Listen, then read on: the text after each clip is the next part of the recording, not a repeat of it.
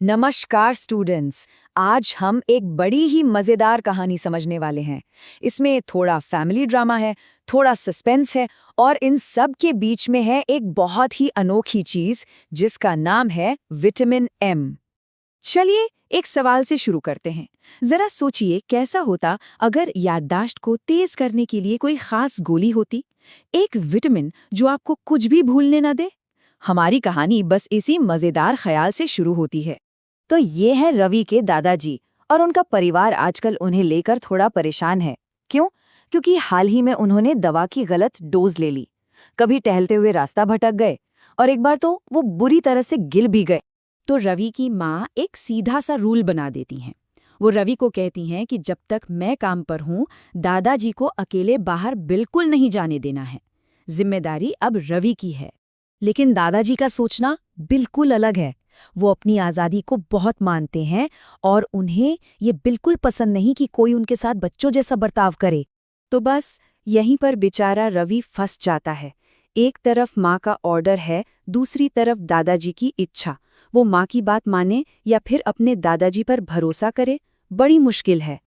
और दादाजी भी कम नहीं हैं। वो बड़ी चालाकी से अपनी छड़ी घुमाते हुए अकेले ही बाहर निकल जाते हैं। अब रवि के पास कोई और चारा नहीं बचता सिवाय एक खुफिया मिशन शुरू करने के, ऑपरेशन फॉलो दादाजी।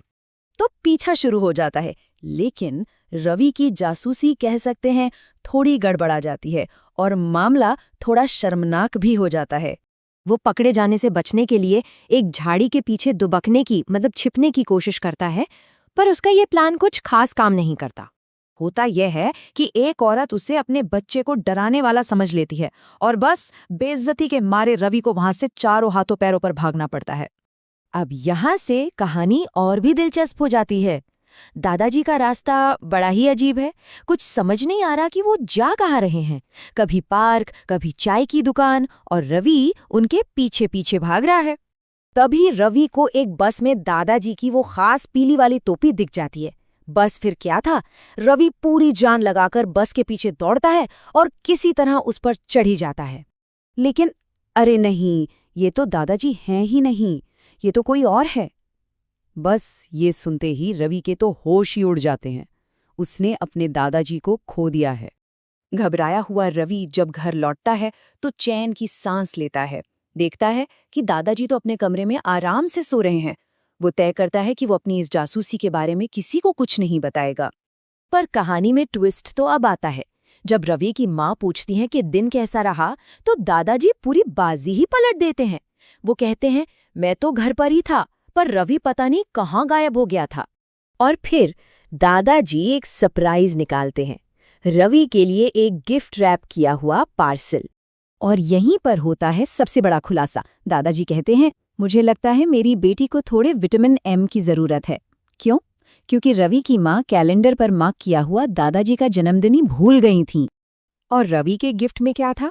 बेस्ट डिटेक्टिव स्टोरीज नाम की एक किताब, और उसमें दादाजी की तरफ से एक खास सबक भी था। वो सबक ये था कि जब किसी का पीछा कर रहे हों तो खुद बेवकूफ बनने से कैसे बचें।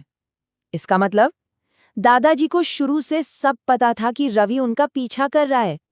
अब रवि बस यही सोच रहा है कि दादाजी की आंखों में जो चमक थी, वो मासूमियत की थी या शरारत की। आखिर दादाजी सच में कितना कुछ जानते और समझते हैं। तो चलिए अब इस पूरी कहानी के सार पर आते हैं।